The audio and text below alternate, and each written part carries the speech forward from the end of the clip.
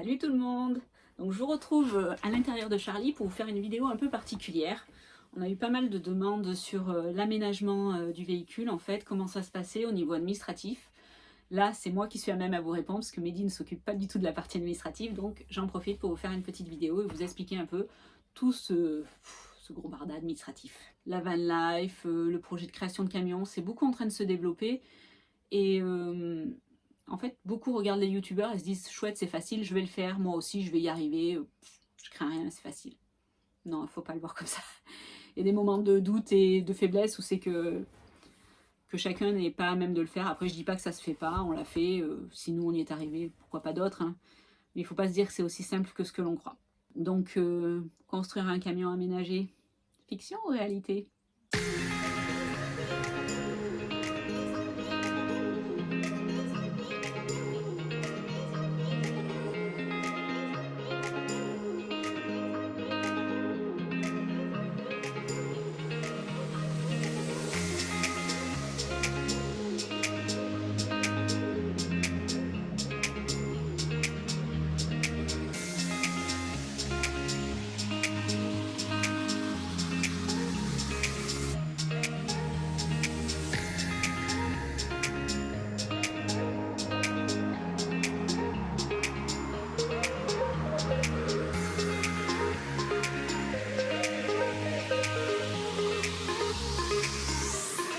On commence par la première phase, choisir son véhicule.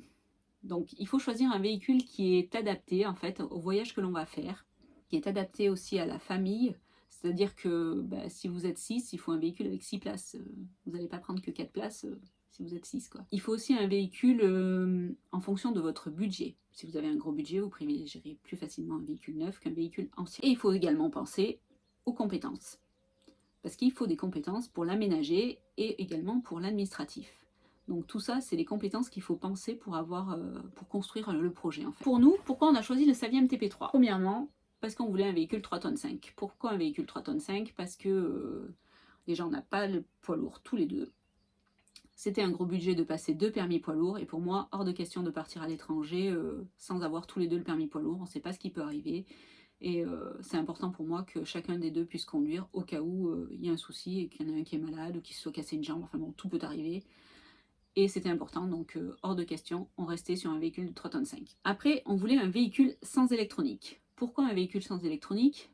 Parce qu'en fait, on voulait pouvoir se réparer n'importe où, au milieu de la brousse, au milieu des grands espaces. Enfin bon, on voulait pouvoir se dépanner partout. Se dépanner partout, mais quitte au sacrifice du confort et de la vitesse. On en était conscient. Sans électronique veut dire un vieux véhicule, donc niveau confort et niveau vitesse, on y perdait. On voulait un véhicule 4x4. Alors, un véhicule 4x4, pas pour franchir tous les jours ou pour aller s'amuser à sauter des murs ou des trous, c'est pas notre objectif. Juste, en fait, se dire que si un jour on doit franchir, je sais pas, un passage à gué, ouais, monter une côte qui est un peu abrupte, enfin bon, franchir quoi. Si un jour on doit franchir, on peut le faire sur notre parcours, on n'aura pas de problème. En plus, on a déjà une expérience vu qu'on vient du 4x4 et c'était important pour nous. On aime les grands espaces et la nature.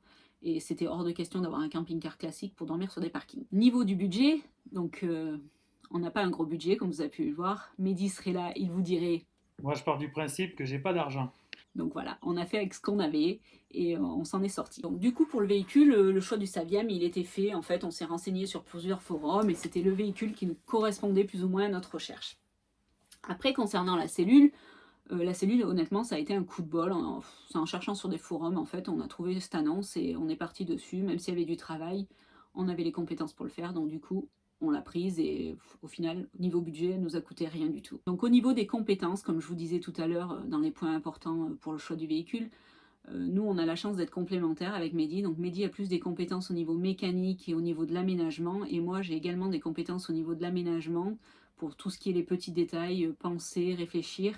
Et tout ce qui est l'administratif. L'administratif, c'est mon travail. Donc, je peux m'en sortir de lire les petites lignes. Et donc, du coup, on est complémentaires niveau compétences. Et ça fait une belle équipe. Clôturiste phase 1, en fait, je dirais que le choix du véhicule, c'est quand même 50% du projet.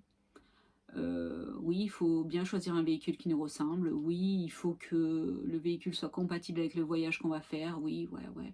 Sauf qu'il y a quand même une autre phase qui vient derrière, qui est la phase administrative. Donc, phase 2, la phase administrative. Donc, la phase administrative, donc c'est là que le bas blesse. Pour ceux qui prennent peur ou qui n'aiment pas l'administratif, nous sommes en France, et en France, l'administratif, vous voyez la table, elle est remplie de papiers qui m'ont servi en fait à construire le projet. Donc en fait, tout au long du projet, il faut penser administratif. Il ne faut pas y penser qu'à la fin, à savoir que le projet se construit suivant des normes et suivant des caractéristiques du véhicule et qu'on n'a pas le droit de dévier parce que sinon il ne sera pas homologué. Donc dans notre cas, on a un camion d'expédition pas cher et autonome à 4 places. Donc on s'est focalisé là-dessus, notre projet c'était ça et il fallait qu'on aboutisse à ça. Du coup on a commencé par étudier la carte grise. Donc la carte grise, hop, vous connaissez tous ce petit document. La carte grise, on a fait attention qu'elle ne soit pas collection. Il faut savoir qu'une carte grise collection ne peut être modifiée par la suite. Le critère collection empêche de faire le VASP, donc le changement de genre. Vu que c'est un véhicule collection, on estime qu'il ne doit pas être modifié. Donc on a fait attention que ça ne soit pas un véhicule collection, donc c'était bon. Ce n'était pas un véhicule collection. Après, nous, on veut 4 places. Ce véhicule est en 2 places, donc il va falloir changer et améliorer le nombre de places pour que notre projet corresponde à notre idée. Niveau du poids, forcément poids total roulant, on a 3,5 tonnes, c'est la réglementation française, là-dessus c'est bon. Poids vide, 2,5 tonnes, donc ce qui nous restait, 1 tonne de charge. 1 tonne de charge, il faut savoir que la cellule qu'on a achetée, il y avait une plaque constructeur dessus, elle était conçue par un constructeur dans les années 80, et elle était donnée à 800 kg, tout équipé. Donc on s'est dit, le projet est viable. À savoir qu'on a désossé le véhicule et on l'a modifié, du coup, poids vide, on a chuté. Ensuite, on vous demande d'étudier un autre document. Moi, je le connais bien parce que je travaille dans le transport, je le vois souvent passer, ce document. C'est le barré de rouge. Donc un barré de rouge, c'est ça en fait, c'est un document comme ça. C'est en fait la description technique du véhicule. Donc là, il vous parle du moteur, il vous parle des essieux, il vous parle des cabines. C'est toute en fait la notice du véhicule, mais avec toutes les caractéristiques techniques. Et ça, c'est hyper important. Ça vous permet de construire votre projet autant au niveau du poids, parce qu'il faut penser au poids par essieu, au niveau de la longueur hors tout. Il ne faut pas dépasser la longueur, sinon il vous faut une autorisation constructeur, le nombre de places, la cabine. Donc nous, vous avez pu voir qu'on a changé la cabine. Sauf que notre cabine qu'on a pris, en fait, elle est conforme au barré de rouge. Et c'est une cabine qui est référencée sur le barré de rouge, donc du coup, pas de problème. Avant de commencer le projet, on a vraiment étudié ces deux documents pour savoir un peu sur quoi on pouvait se baser et comment on pouvait aménager. Donc on s'est fixé d'abord sur ces deux documents. Après, on a pris un autre document qui est la RTI Autocaravane. Donc ça, c'est le document qui nous sert pour construire le dossier VASP. Donc ça se trouve sur le site du ministère de la Transition et de l'écologie et de la solidarité. Et ce petit document, en fait, il donne plein de caractéristiques techniques, où c'est que c'est les dimensions des fenêtres, des choses comme ça. Donc nous, on n'était pas trop inquiets parce que c'était quand même une cellule constructeur. Après, les normes ont quand même évolué depuis les années 80, heureusement, bien entendu.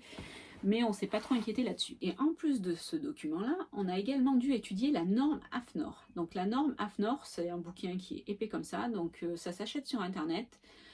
Elle est régulièrement mise à jour, donc moi j'ai pas voulu acheter le gros bouquin, je crois qu'il valait 230 ou 240 €. Donc j'ai pas voulu faire cette dépense-là, j'en ai trouvé un sur Internet, en fait c'était celle de 2009, à savoir que forcément celle de 2009, en 12 ans il y avait eu des évolutions, mais que c'était pas insurmontable et que du coup ça pouvait nous donner la base. Donc on est parti sur ça en fait pour l'aménagement, et dans cette norme AFNOR, il y a comme par exemple la planche qui est au-dessus de moi qui délimite le lit de Lucas. Il fallait qu'elle ait une certaine hauteur par rapport au matelas, donc ça permet de respecter la norme et de valider l'homologation au niveau de la grille. On a également pris beaucoup de renseignements sur des forums ou auprès d'amis en fait qu'on a rencontrés sur notre parcours, qui ont pu nous aider en nous disant oui mais moi j'ai fait comme ça, ou des constructeurs de camions aussi, on n'a pas hésité à poser des questions. C'est pas parce qu'ils sont constructeurs qu'ils peuvent pas vous répondre, bien au contraire. Après c'est sûr que si c'est y aller juste pour avoir des réponses et pas être sympathique avec eux, ils vont pas vous répondre. Nous, on l'a fait dans la convivialité, ça s'est assez bien passé. Donc, on a eu des contacts avec des professionnels, ce qui nous a permis aussi d'avancer. En plus de tous ces documents, il faut... le terme final, c'est le passage aux mines pour le changement de jarre. Il faut aussi passer un contrôle qui s'appelle le Caligaz. Donc, le Caligaz, on l'a passé dernièrement. Ce contrôle, en fait, c'est pour vérifier la conformité du véhicule au niveau des aérations et du gaz. Donc je vous en reparlerai un peu plus à la fin. Je vais vous parler maintenant du contrôle technique. Donc le contrôle technique, dans un projet comme le nôtre, en fait, ça a été un gros point pour nous, c'était important. Donc on a passé un premier contrôle technique en décembre qui a été validé mais en contre-visite en fait, avec défaut de genre. Forcément on avait déjà modifié le véhicule, donc il y avait défaut de genre, il n'était plus en camionnette, il était en camping-car, donc ça posait problème. Donc il nous a mis en contre-visite, donc on a eu le droit de rouler pendant 2 mois. Ces 2 mois nous ont permis en fait de remettre en route le camion, à savoir que Charlie n'avait pas tourné pendant 15 ans, que niveau mécanique c'est un véhicule de 74, donc il y avait besoin de remettre en route un peu tout, notamment les freins, enfin bon. Sinon au contrôle technique, on n'a eu aucun problème à part ce défaut de genre. Il y avait juste le frein à main qui ne serrait pas assez, mais normal, on l'a sorti la veille au lendemain pour aller passer le contrôle technique, donc on n'a même pas eu le temps de le tester. Donc pendant 2 mois, ça nous a permis en fait de rouler et de remettre en route le camion tout en continuant notre aménagement. Et on en a repassé un dernièrement en fait. Oui, quand c'est qu'on l'a repassé? En février, on l'a repassé. Et là, du coup, on a dû repayer un contrôle technique parce qu'en contre-visite, forcément, on n'allait pas passer vu qu'on était déjà en défaut de genre. Donc, on a repayé un contrôle technique et là, ça nous a permis, en fait, pendant ces 2 mois, de valider toute la partie administrative parce qu'il faut savoir que la partie administrative, ça se valide, mais pas comme ça, il faut des délais. En plus, avec le Covid, on revient sur des délais plus longs. Donc, ça nous a permis de valider ça. Et là, on a obtenu des mines, en fait, en ayant déposé le dossier à la DRIL, on a obtenu le certificat le récépissé de dépôt de dossier. Donc aujourd'hui, je vais retourner au contrôle technique avec ce papier, où c'est que là, il y a marqué VASP. Et vu que je suis dans la démarche pour faire le VASP, je présente ça au contrôleur du contrôle technique et il va lever mon défaut de genre et mon contrôle technique sera valide pour 2 ans. Donc je reviens sur le Caligaz, contrôle pour vérifier la conformité des installations. Donc c'est un contrôle qui dure à peu près 1 heure, il est réalisé par un organisme certifié, il y en a 2 en France qui le font. Le coût c'est entre 360 et 420 euros, ça dépend de la formule que l'on prend. Nous on a pris la formule où c'est qu'on se déplaçait chez eux, donc du coup on a payé 360 euros, sinon je crois que c'est à peu près 50 euros de plus si eux se déplacent et viennent chez vous. Donc voilà pour ce contrôle. Ce contrôle, il vérifie en fait, ils prennent la longueur ortho du véhicule, ils vérifient le volume de votre véhicule. Donc nous on est sur un véhicule de moins de 12 mètres carrés, donc il fallait des aérations qui correspondaient à ces 12 mètres carrés, donc des aérations basses et des aérations hautes. Donc aération basse, j'en ai une juste là en dessous, qui passe dehors et dans les caissons là, donc elle était suffisante. Et on en a une là-haut en fait qui est le lanterneau. Le lanterneau c'est une aération permanente. Et là, pareil, au niveau du volume haut, on était largement bon. Après, il vous faut y vérifier également l'issue de secours. Donc nous, dans notre cas, vu que c'était 12 mètres carrés et qu'on n'a pas de porte intérieure qui bloque, il nous fallait qu'une issue de secours. Donc ils ont considéré la porte de sortie comme issue de secours. Là, pareil, il y avait une dimension respectée qui était de minimum 48 par 114. Donc on était largement bon, c'est bon. Après, il vérifie votre coffret gaz. Donc le coffret gaz, en fait, il faut que les bouteilles elles soient fixées au sol et qu'elles soient sanglées, que vous ayez un détendeur propane, 30 millibars. Enfin bon, c'est tout des normes qu'il a fallu respecter en amont pour l'aménagement. Il faut utiliser du tuyau cuivre recuit avec des raccords olives. Donc tout ça, il a vérifié qu'il n'y ait pas de fuite. Après, au niveau de l'élec, il vérifie pas forcément, il regarde que ça soit propre. Bon, nous, on n'a aucun fil qui traîne, il y a des goulottes de partout, donc c'était relativement propre. Donc on n'a eu aucun souci. Et puis on a eu un contrôleur super, en fait, qui était passionné des Saviem. Donc ça reste aussi humain. Donc après, on est parti sur l'échange et c'était juste top. Et ouais, on a appris plein de choses. On a fait un peu de zèle en mettant un détecteur de monoxyde qui est sous mes fesses parce que le gaz est plus lourd que l'air. Donc du coup, on l'a mis dessous au cas où un jour il y ait du monoxyde qui s'échappe. Et on a également pour les fumées un autre détecteur là-haut avec un petit extincteur juste là qui permettent en fait pour notre sécurité à nous, mais c'était pas obligatoire dans la norme, c'est vraiment nous qu'on a voulu le mettre pour se protéger encore plus, on sait jamais. Donc après avoir fait ce Caligaz, et maintenant on en est à l'étape la drill, les mines quoi. Donc maintenant on a déposé le dossier administratif, je vais vous en parler un peu plus en détail du dossier administratif. Maintenant en fait on attend 2-3 mois qu'on nous convoque en fait pour avoir un contrôle du véhicule. Donc là ils vont contrôler la conformité du véhicule et les aménagements pour voir si tout correspond comme je vous disais aux normes AFNOR, à toutes les normes qui sont en vigueur et voir qu'on est dans la conformité et qu'ils peuvent l'homologuer en VASP autocaravane avec 4 places assises. Donc pour ce dossier c'est quand même un gros bout en fait. Moi, je l'ai préparé donc sur une année en fait du projet, mais plus précisément, je l'ai finalisé en un week-end. Donc ça se fait. Après, il suffit d'avoir les documents, de bien les avoir étudiés auparavant. Donc ce dossier, on vous demande plusieurs pièces, donc il y a des annexes qui sont dans le dossier, donc il faut savoir qu'en fait, c'est vous qui allez être le constructeur du véhicule. Donc il y a des attestations à fournir qu'en fait c'est vous qui avez construit le véhicule et que du coup vous allez être le constructeur. Il y aura une plaque sur le véhicule qui dira que c'est vous le constructeur du véhicule. Donc en cas de problème, si vous le revendez ou quoi, c'est vous qui êtes responsable de la construction du véhicule. Donc voilà, il demande de réception établie par le demandeur. Donc ça, c'est une annexe qui est dans le dossier. Le titre de circulation du véhicule, donc la carte grise, il faut qu'elle soit à jour.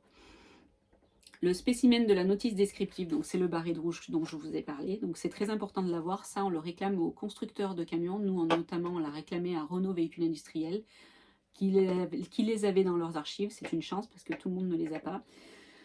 Il vous faut un plan de côté avec le descriptif des équipements et de tous les placards. En fait, c'est un plan un peu barbare à faire, mais bon, moi j'y suis arrivée. Après, moi j'ai choisi de le faire à la main. J'ai pas utilisé ni SketchUp ni l'informatique.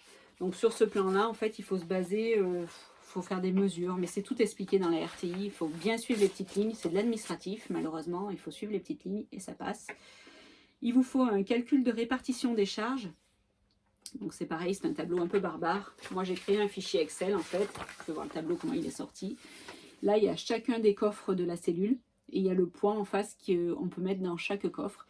Et à la fin ça doit me sortir un poids de 3,5 tonnes, le poids réglementaire pour le véhicule.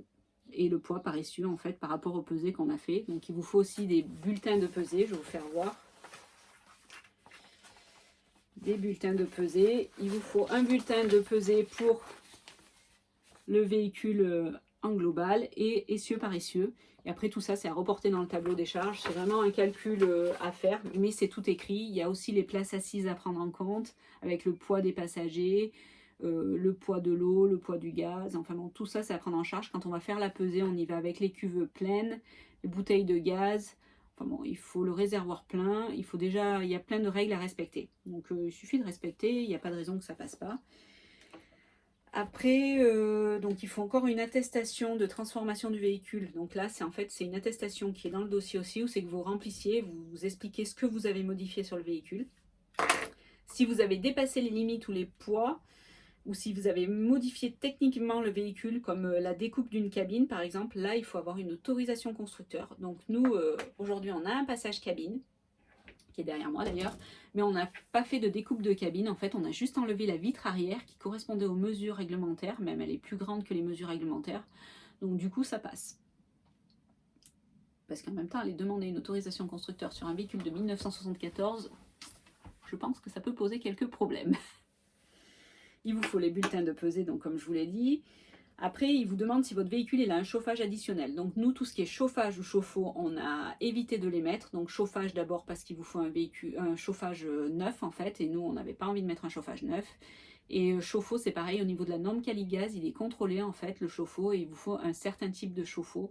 Donc là aussi, pour l'instant, on est resté statu quo. On verra par la suite comment on fait. Mais pour l'instant, dans l'homologation, on ne parle pas ni de chauffe-eau ni de chauffage. Ensuite, il vous faut un certificat de conformité aux normes. Donc ça, c'est le certificat Caligaz. Donc important d'avoir ce papier avant de déposer le dossier à la DRIL. Il vous faut des justificatifs concernant les sièges et les ceintures de sécurité. Dans notre cas, c'est un véhicule de 1974 en camionnette. Donc du coup, on n'a pas besoin de ceinture de sécurité. Donc on lève ce défaut-là. Et il vous faut un procès-verbal de contrôle technique accepté et valide par le centre agréé. Donc c'est ce que je vous expliquais. Donc là, on a reçu le récépissé, on va aller le valider, on va le renvoyer aux mines et normalement, notre dossier devrait pouvoir passer. Après, ils vous disent que le coût de la réception il est de 86,90 €, donc un peu moins de 90 €. Ça, c'est à présenter lors de la visite du camion au centre Drill. Et il vous faut une petite plaque de constructeur, comme je vous l'expliquais. C'est vous qui êtes le constructeur du véhicule, donc il va falloir apposer une plaque sur le véhicule en disant que c'est vous le constructeur. Donc voilà pour le dossier. Franchement, c'est rien d'insurmontable. Après, comme je vous dis, il faut vraiment lire les petites lignes et pas s'y perdre. Mais ça se fait, quoi. Je voulais vous faire voir autre chose après. Au niveau du véhicule, on a également... j'ai beaucoup travaillé en fait sur le véhicule quand on l'a eu. On a également cherché toutes les notices techniques et tout ce qui était sur le moteur et sur le véhicule. Donc en fait, on a tous les paramètres pour les vidanges, pour le moteur, comment il se règle, il y a tout ça. Donc vous voyez, c'est quand même un gros pavé. Ça, c'est quelque chose qu'on va emporter avec nous en voyage. et qu'il faut avoir avec vous. Je pense que c'est comme si vous achetez un véhicule neuf, dedans il y a la description ou le descriptif technique du véhicule et c'est important de l'avoir avec vous. Nous, sur un véhicule de 1974, c'était quand même plus compliqué, donc on a fait appel à des forums de passionnés pour l'avoir. Et une fois que on est passé aux mines, donc on espère que ça va passer et qu'on aura bien de cause. Au pire des cas, si on le rate, c'est pas grave, on aura comme un contrôle technique, un PV où c'est qu'il y a les défauts à corriger et on retournera. On aura perdu 90 €, mais c'est pas la fin du monde. Donc une fois que tout ça est fait, il faut que vous modifiez votre carte grise. Donc votre carte grise, dans notre cas, nous, elle passera en VASP autocaravane. Donc elle sera plus en camionnette et on n'aura plus de 2 places, on aura 4 places. Donc ce coût de carte grise, c'est un cheval fiscal. Donc ce cheval fiscal chez nous, c'est à peu près 46 €. Donc on va devoir payer 46 € encore pour refaire la carte grise. Donc voilà pour le gros pavé administratif. J'espère que je vous ai pas trop fait peur avec tout ça. Voilà, je trouve que c'est juste important de savoir que dans le projet, il y a 50%, c'est le choix du véhicule, certes, mais il y a aussi 50% d'administratif. Donc tout ça, c'est quelque chose que si on ne se sent pas de le faire, on peut aussi le confier à un professionnel. Il y en a qui sont là pour ça et qui seront à votre écoute là-dessus. Faut pas stresser. Par contre, il faut bien se dire qu'ils n'ont pas de passe-droit plus que nous. Donc du coup, quand les délais sont longs, c'est pas qu'ils le font exprès, c'est que derrière il y a de l'administratif et on traite avec des administrations et c'est pas forcément facile tous les jours. Qu'est-ce qu'il faut retenir dans un projet comme le nôtre? Ou tout au moins un projet similaire? Le plus important, c'est quand même de choisir le véhicule qui nous ressemble et qui nous correspond le plus. Le deuxième point, c'est de prendre en compte toutes les réglementations avant de commencer le projet et l'aménagement. Et le troisième point, être minutieux et suivre scrupuleusement la procédure. Donc j'espère que cette petite vidéo vous aura plu. N'hésitez pas à nous laisser des commentaires ou à nous poser des questions si vous avez des questions, parce que c'est quand même un sujet qui revient relativement sur le tapis. Tout ce qui est les normes et tout ce qui est l'aménagement du véhicule, c'est pas forcément facile, tout ce qui est technique et administratif. Donc n'hésitez pas à nous poser vos questions. Et on se retrouve bientôt pour une prochaine vidéo, le Truck Tour. Vous l'attendez tous, on va vous le faire. Et je vous dis donc à bientôt. N'oubliez pas de liker et de vous abonner. Bye bye!